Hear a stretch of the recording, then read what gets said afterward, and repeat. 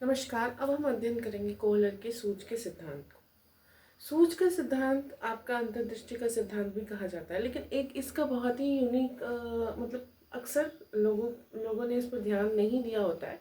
इसका नाम आप कह सकते हैं कि पूर्णाकार या समग्रता का भी सिद्धांत है। जैसा कि कोहलर ने सूझ और अंतर्दृष्टि का सिद्धांत दिया, इसी को ही पूर्णाकार या समग्रता का भी सिद्धांत कहा जा सकता है। हम इस पर भी चर्चा करेंगे कि ऐसे विभिन्न नाम इनके सिद्धांत के क्यों पड़े। लेकिन सबसे पहले हम बात करेंगे कोहलर की। तो कोहलर एक गेस्टाल्टवादी थे। गेस्टाल्ट का शब्द का अर्थ भी हम समझने का प्रयास करेंगे, लेकिन गेस्टाल्ट का उद्भव कोहलर के द्वारा नहीं हुआ है। वर्धमान ने अपनी पुस्तक गेस्टाल्टवाद में सर्वप्रथम इसको मनोविज्ञान से जोड़ा था, लेकिन जो प्रयोग है वो कोहलर ने किया। कोहलर का एक नहीं बल्कि 4 प्रयोग था, जिसमें एक सुल्तान नाम का आपका चिंपैंजी था, उस पर इन्होंने प्रयोग किया। एक बार उन्होंने जो भोजन है वो उस पिंजरे के थोड़ा दूर रखा, जिससे वो प्राप्त नहीं कर सकता। तो सबसे पहले एक छड़ी का प्रयोग किया। दूसरा इनका जो सिद्धांत था उसके लिए उन्होंने 2 छड़ी का प्रयोग किया, मतलब जो ऐसे ही जो जुड़ सकती है, थोड़ा और भोजन को दूर रखा।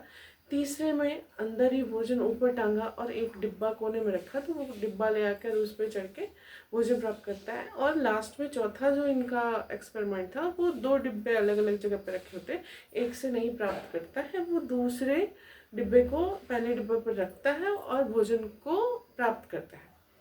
तो इनके प्रयोग को समझने के बाद हम इनके सिद्धांत को समझने का प्रयास करेंगे।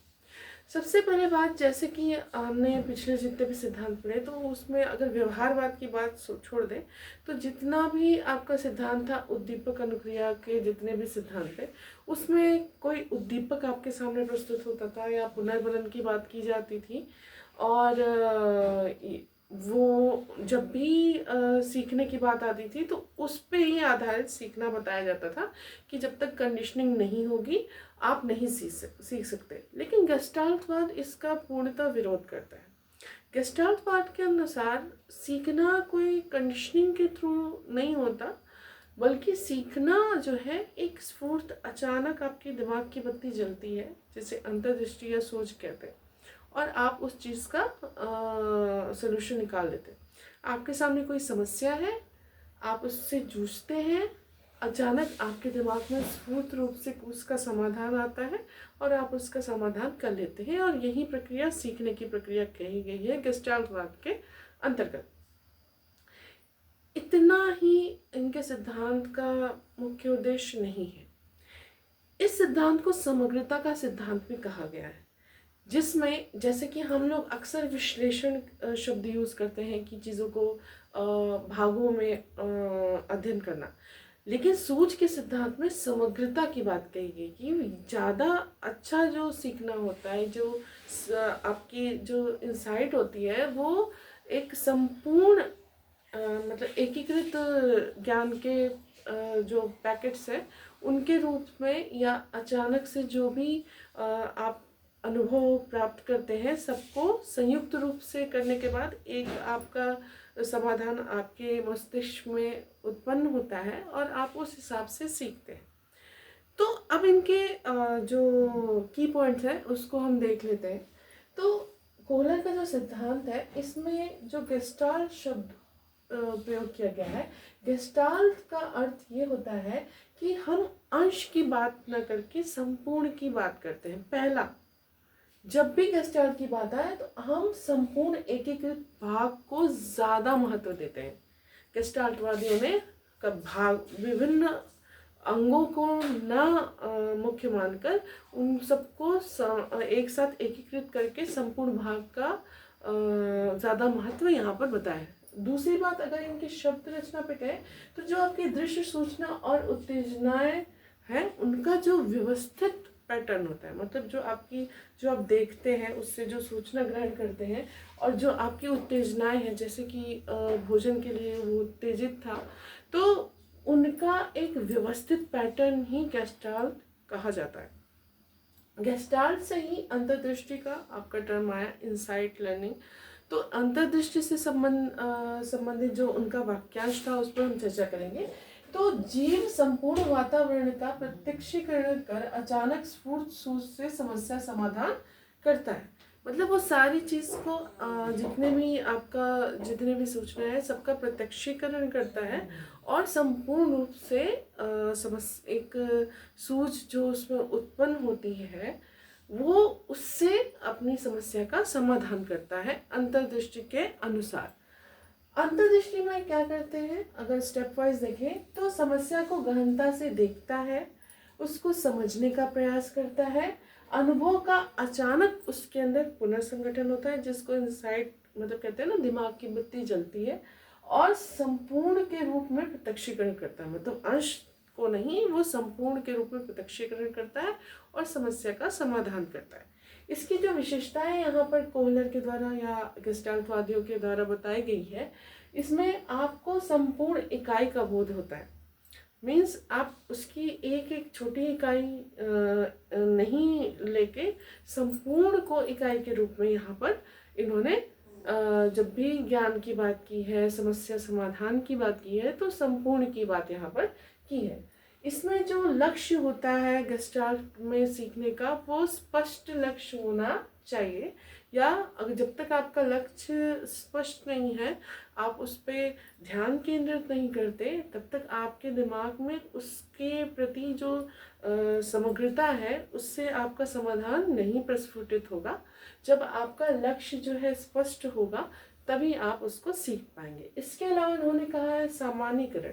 सामान्यीकरण से संबंधित, वैसे अगर आप किसी चीज़ को एक पर्टिकुलर वे में सीखते हो और उसको हर जगह लागू करते हो, तो यहाँ भी इनका सीखना मतलब एक जो आपकी जो सीखा गया आपका जो समस्या समाधान का तरीका है उसको आप हर जगह सामान्यीकृत करने का प्रयास करते हो, क्योंकि वह आपके एक प्रकार के पूर्व अनुभव का भी यहाँ पर काम करता है जो आपने सीखा हुआ है।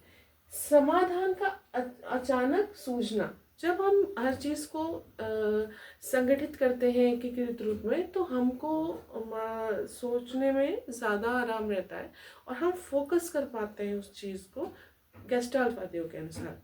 और जब हम फोकस करते हैं तो अचानक से उसका समाधान हमारे मस्तिष्क में आता है।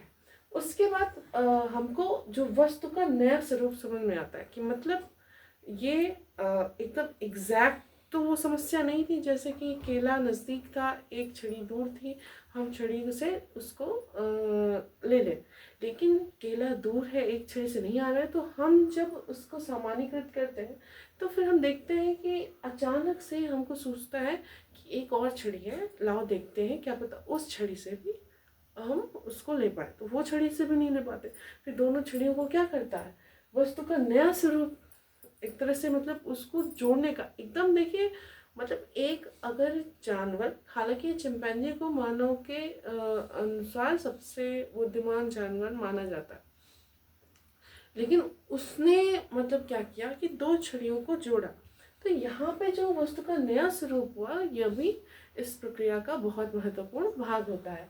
इसके बाद अब क्या करते हैं, ज्ञान का स्थानांतरण करते हैं और ट्रांसफ़र ऑफ लर्निंग करते हैं। मतलब हम उस प्रकार से, जैसे कि हमने पूर्व स्थिति में सीखा, हम नई परिस्थिति में उसका प्रयोग करते हैं और अपनी समस्या का समाधान करते हैं।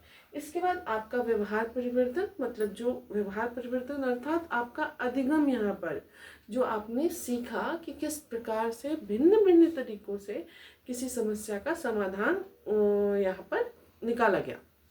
अब बात करते हैं इनके प्रयोग की। तो अभी हमने अभी चर्चा की कि एक छड़ी का प्रयोग किया, मतलब बाहर भोजन था, केला था, एक ही छड़ी थी बाहर, तो वो छड़ी लेते, हाथ से प्रयास करते, नहीं मिलता, छड़ी लेते, मिल जाता। दूसरा क्या है, एक छड़ी से नहीं मिलता, थोड़ा और दूर रखते हैं तो दो छड़ियाँ अलग अलग होती हैं, दूसरी छड़ी से भी प्रयास करता है, नहीं मिलता है, दोनों छड़ियों को लेके देखता है क्या कर सकते हैं, तो फिर उसको जोड़ता है और उसको मिल जाता है। तीसरा इनका कोने में एक डिब्बा रहता है, ऊपर केला रहता है, जिस मतलब भोजन, तो उसको प्राप्त करना चाहते हैं, तो अचानक से को समझ में आता है कि डिब्बा लाओ, उस पर खड़े हो तो हम पा जाएंगे।